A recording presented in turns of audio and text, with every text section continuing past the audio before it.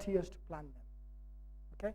And the other thing is, very quickly, if I'd say to any one of you that I can take you and to play a game with Tiger Woods, and you will give the best shot more than Tiger Woods do, and beat him at golf, and you would say, don't really think so. Don't think you can do that. But if I was to say to you that if I tied a band on his head and turned him around a few times, and then asked him to do his shot, and asked you to do it normally, you'd say to me, yeah, I would do it then, but it'll be unfair. Now the question I want to ask is, how are you going to reach a goal that you haven't identified?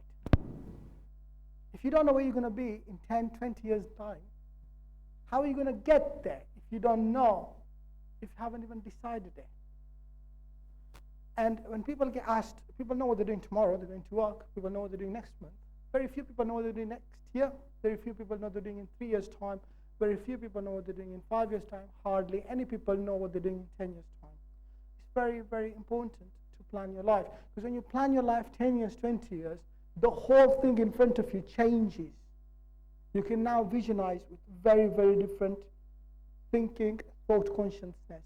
It'll change everything in your life. So therefore, goals stretch over brain muscles, which is good. A brain is just like a muscle. The more you work it, the better it gets.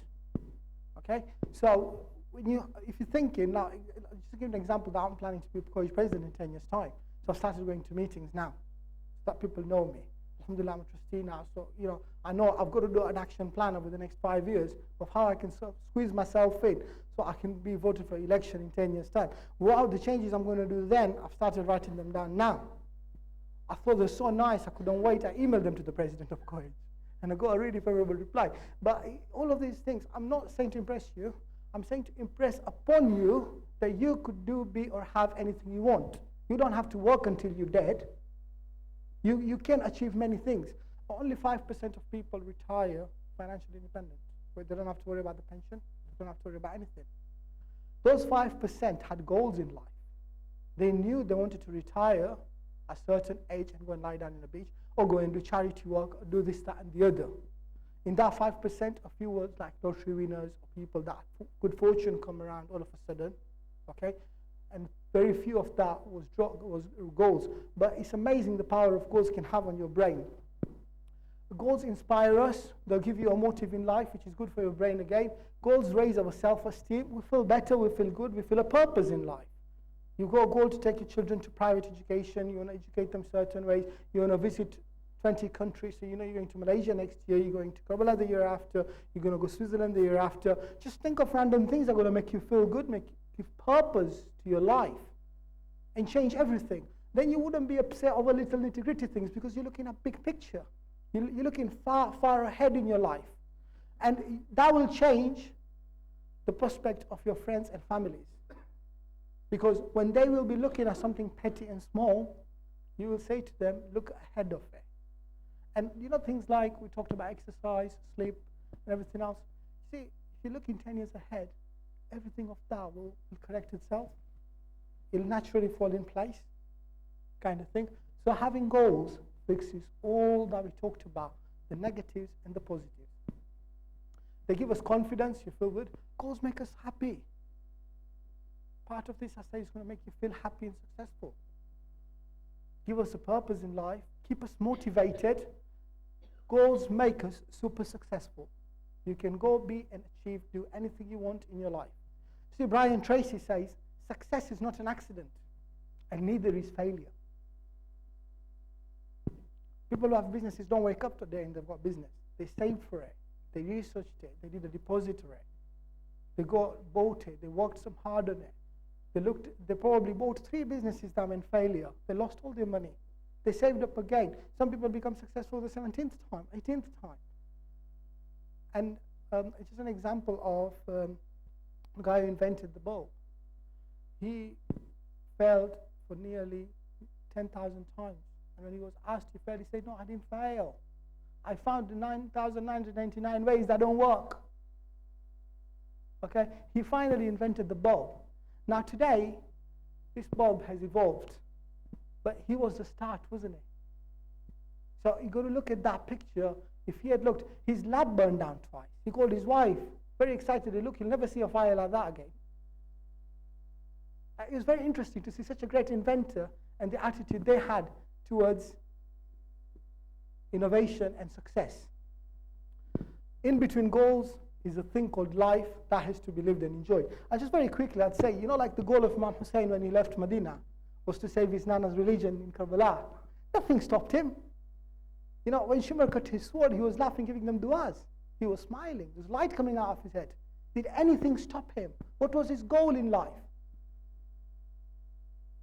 And you look at the people, or the goals in life, or role models, you think nothing upset them. When Ibn Muljim hit the Talwar on Imam Ali, what did he say? Fustu bi Rabbil Kaaba, I've become kamyab. He smiled at that death. If you look at the life of our role models and imams, it then kind of slided that this is what Islam was originally. They had a vision. And Allah says, I didn't create you except to worship me. So you see, we've got a goal in life, we just forget it. 7 steps to achieving any goals. Decide what you want, all right?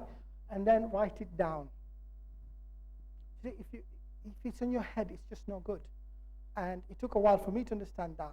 And they say, until you write it down, you then realize maybe you don't want that. You'd cross it off and you write something else.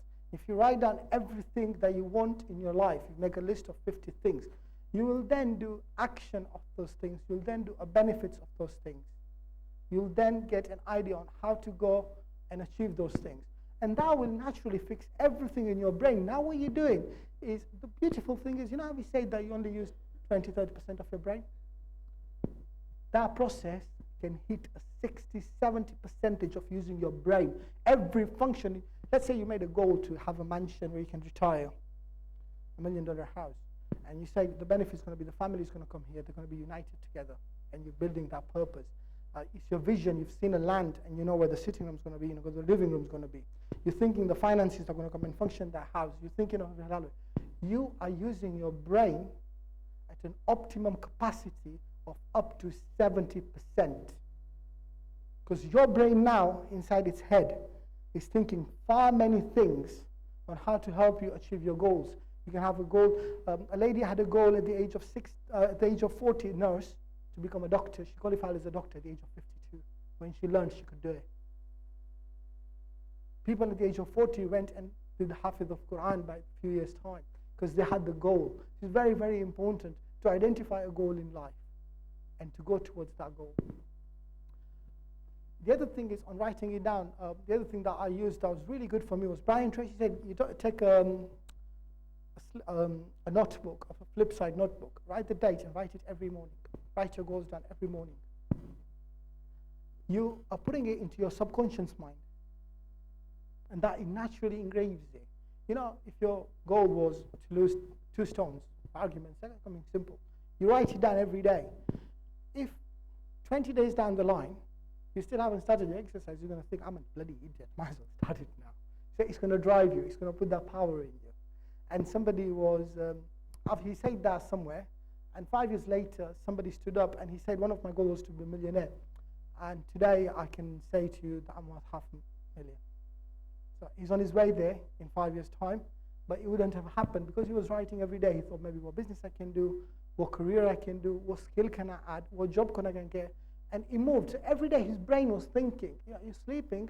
As business owners, you probably know that you're probably in a shower and you get some ideas sometimes. Any business owners in the room? You are at that moment. And what it does, it guides you more towards that goal in life. Make a list of everything you need to do to achieve it. So if your goal is to lose 2 stones, one of your goals would be to join gym, to change your diet, to lower the amount of calories you intake, everything else that would come with it, to change the whole diet of family. So instead of like sunflower oil, you probably bring extra virgin olive oil and stuff like that. And you change the life of everybody around you because you know where you want to do, you want to be. Organize a plan. That's a very important thing, is take action. You see, I read Dr. Ayman's book in February, and I wanted to lose 2 stones. Now, this is very funny. And I decided that for the time that I wanted to do is 1 kilo a month, which is about 100 grams a day. I knew that I could do it. So now, after 28 days, I hadn't started yet. What separates winners from losers is action. It's taking action. It is so important that you forget about it. Stephen Covey, in his book, Seven Habits of Highly Effective People, says that we go about doing the right things in the wrong way. So what is urgent, we do it, but what is important, we ignore it. So looking after your health is important, educating is important, but we'd leave that for tomorrow, while we're busy answering the phone or opening the door, because that's urgent. So we're going about our lives doing the right thing in the wrong way. But if we understand the process properly, then we do the more important things first, because if you do those things first, the urgent things can always be dealt with automatically. They just flow into the system. And the last thing is do something every day. So if you decided to do a master's in something, for argument's sake, that would double your income, and hopefully you'll be able to save whatever you want to do over the next 5 years. If you do 2 hours of studying every day, if you do half an hour of exercise every day, so that MCA stands for Massive Consistent Action. That would help you reach your goals. What holds so many employees back is unwillingness to pay the price, to make the effort, to sacrifice their ease and comfort.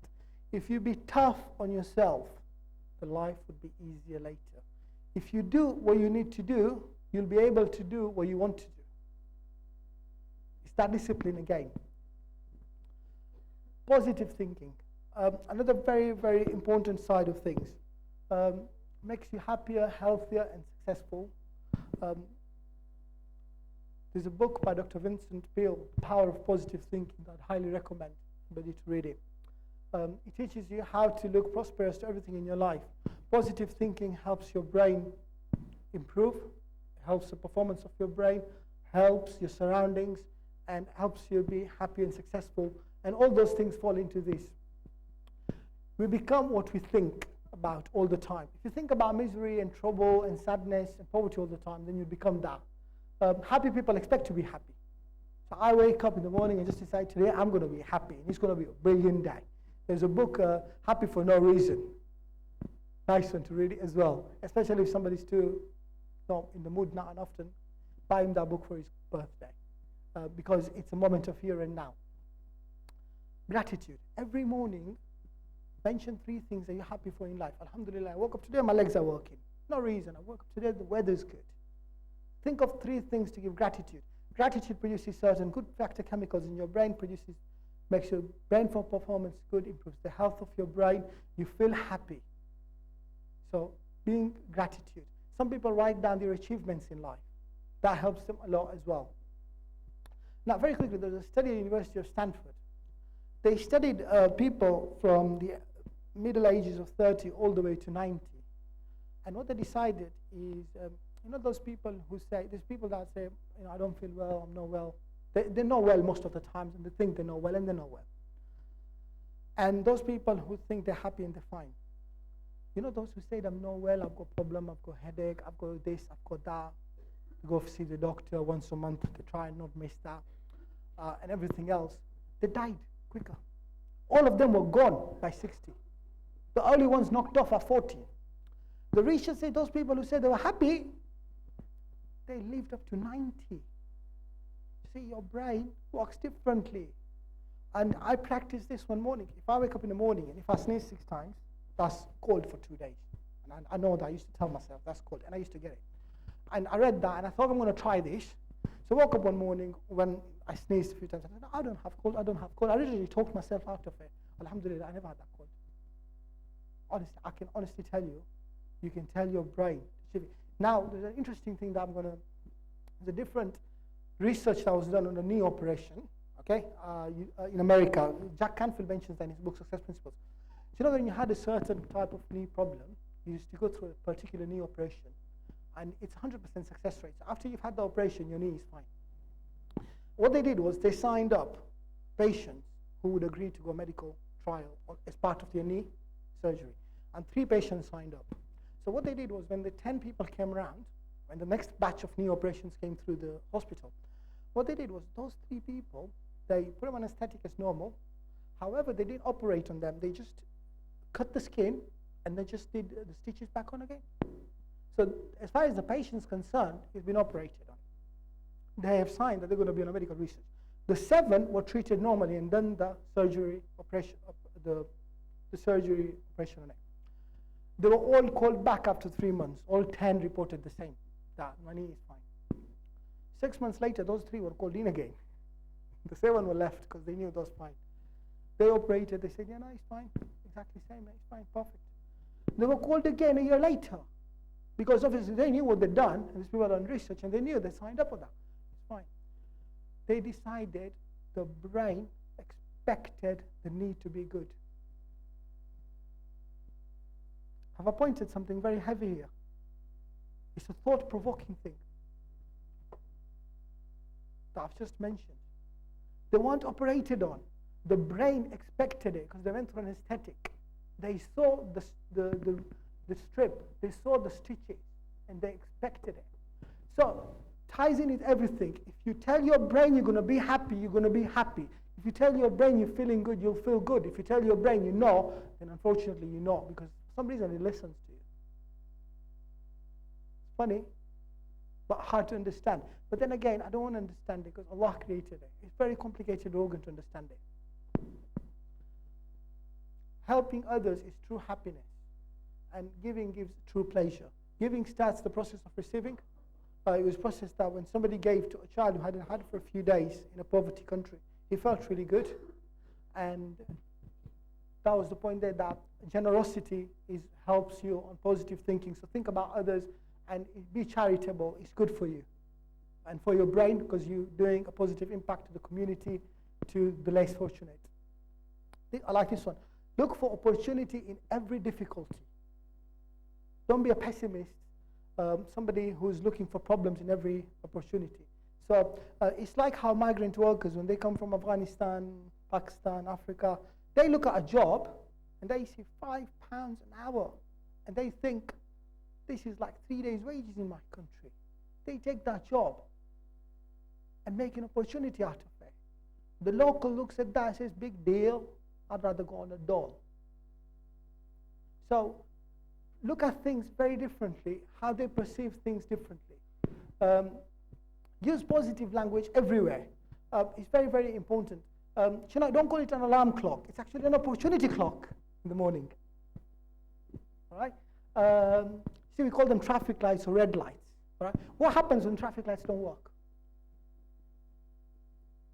When red lights stop, there's people trying to get from everywhere. You got to hoot, you got to wait, you got to stop. Some being selfish, they don't let others go.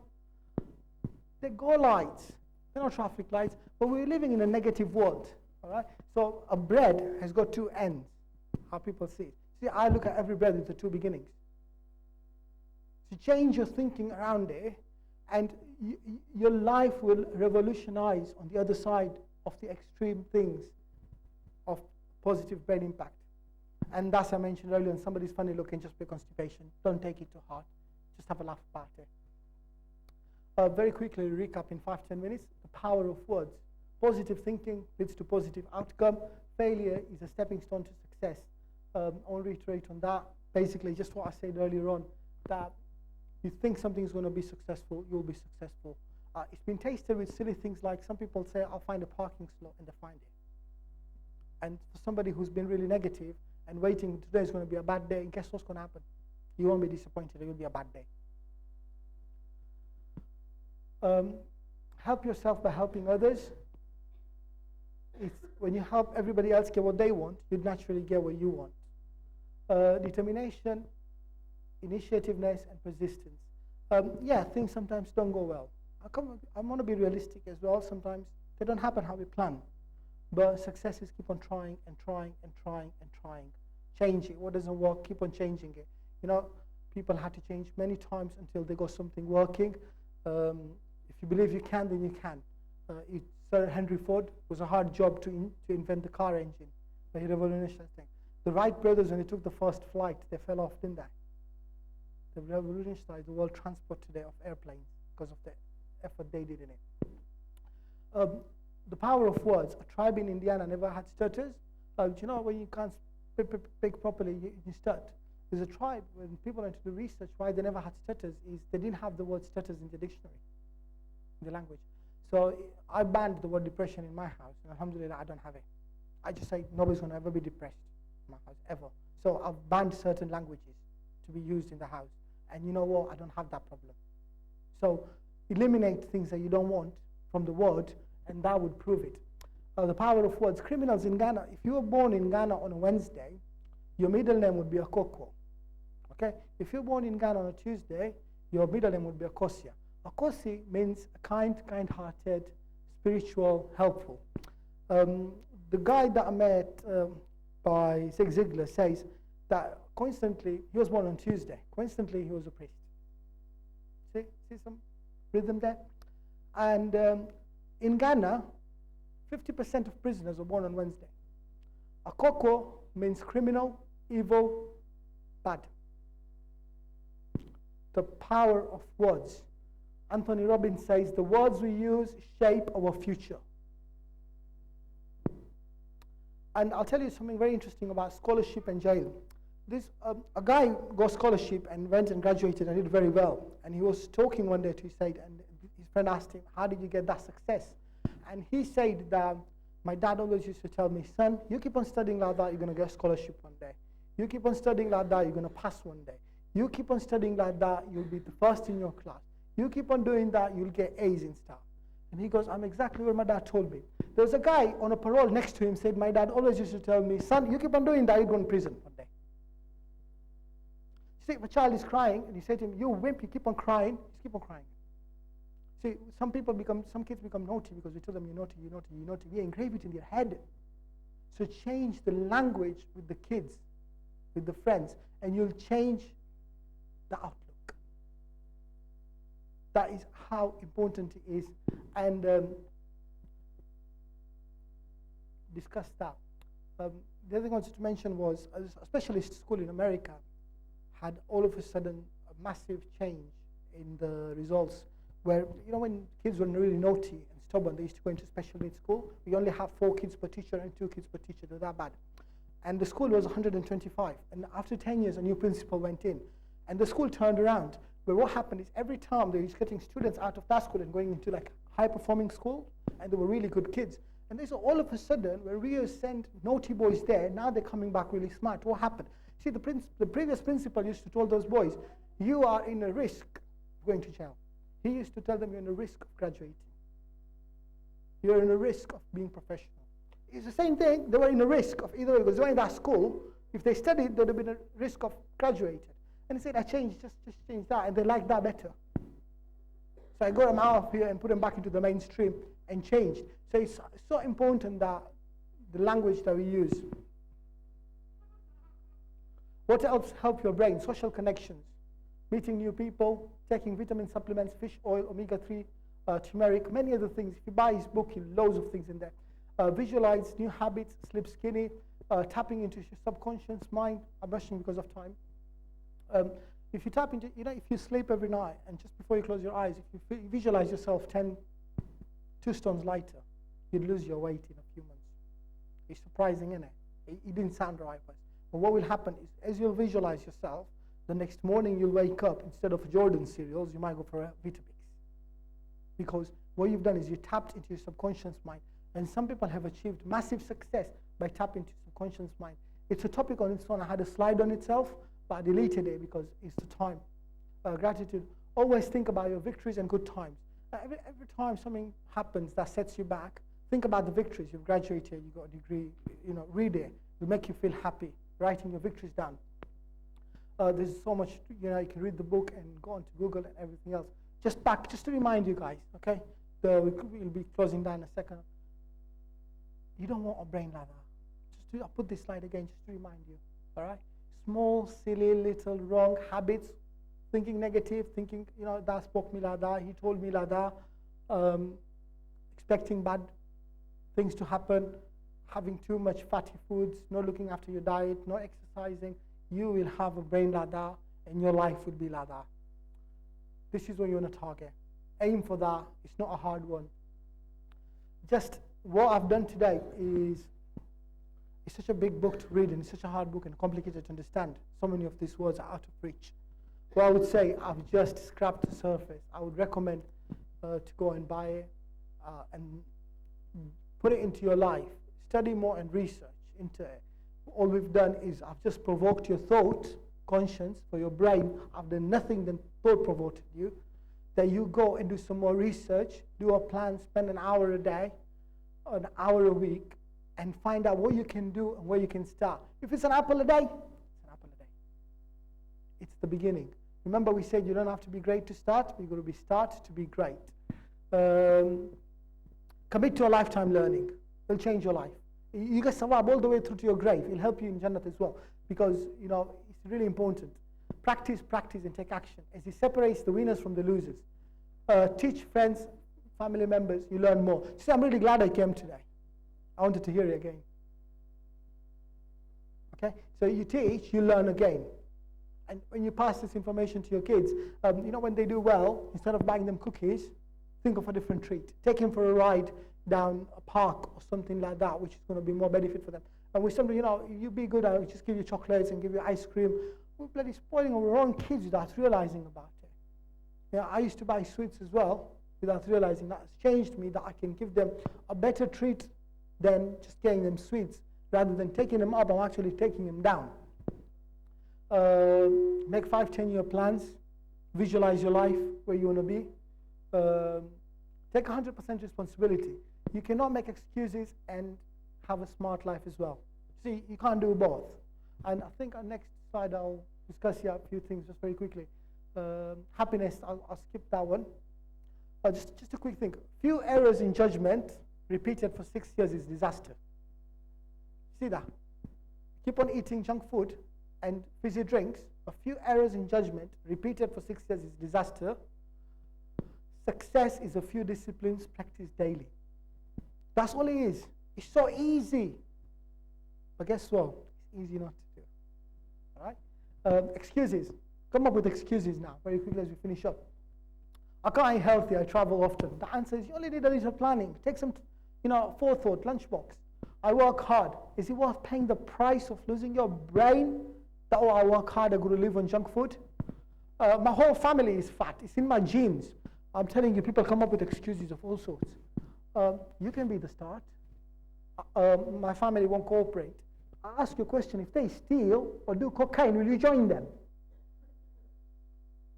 There's a line you'll draw somewhere. So it's just as important. My kids won't eat. You have to train and educate them. All right? I know it's tough if they're used on their sugar cereals in the morning. Good food is expensive. No, you're wrong. Being sick is expensive. Think of it. Turn it around. Turn it around. Move it in your head the other way around. Start thinking and using the extra percentages of your brain. I'm old. I'm 75. Okay, that's fair enough if you're only planning to live till 76.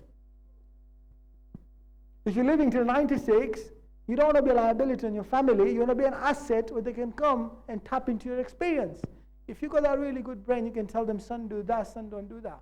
They can come and spend quality time with you. You can look after yourself. They don't have to worry about you. Now, this is the last one. I would rather be ill. You see, some just don't. The ayat, وَجَعَلْنَا بَيْنِهِمْ سَدًّا وَخَلْفِهِمْ سَدًّا.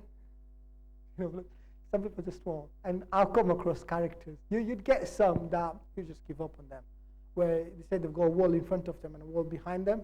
They just won't listen. And you up. Now, there's a reason I added that in the end. It's slightly negative, and I don't like that. That's why I didn't go into photography, because it's too much negativity. The reason I've put that is don't be that percentage there.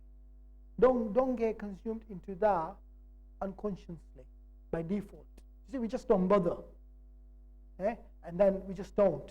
I'd rather be ill. Don't. Just think about it that, okay, fair enough, I don't want to go there. I really don't want to go there. And use it as a positive. Okay? I'll give you some inspiring quotes and we're finished. The moment of genius is fleeting, but its effects are everlasting. Everlasting. I love that quote. Shine the light in ordinary and you will find extraordinary. All our dreams come true when we take the courage to pursue them. On goal planning. You are designed for success, engineered for accomplishment. You're designed for success, engineered for accomplishment and destined for accomplishments. Okay? Begin with an end in mind. An architect has a full picture of the building before even he lays the first brick. Run the day by clock and your life by vision. It's not how many times you fall, it's how quick you get back up. If it was an eye for an eye, the world would be blind. An optimist finds an opportunity in difficulty, while a pessimist finds difficulty in every opportunity. All great things are possible, and many can be expressed in a single word, hope. All right? Hope, there is hope in future, there's power in present. This is the last slide. Hope is an emotional state which promotes the belief in a positive outcome. It's the feeling that events will turn out best. When we have hope, you take action. It is why what we do. I have a hope, I'll weigh less. I have a hope, I'll have a super brain. Never lose hope from Allah's mercy. Sunahani kabira. La taqnatu min rahmatullah. Okay? So never ever lose hope. Even if you had an Alzheimer's brain. Couldn't care how things were bad. Have hope. Dalai Lama says, I find hope in the darkest of days and focus in the brightest. I do not judge the universe. It is better to live the life of a dream that is not achieved than to live a life with no hope. Imagination is better than facts. Einstein said that. This is the last slide. Thank you for coming today. I really hope the slide inspired you and give some changes to your health. It at least motivated you to go and teach your friends and families. Thank you very much for coming. Muhammad Salawat.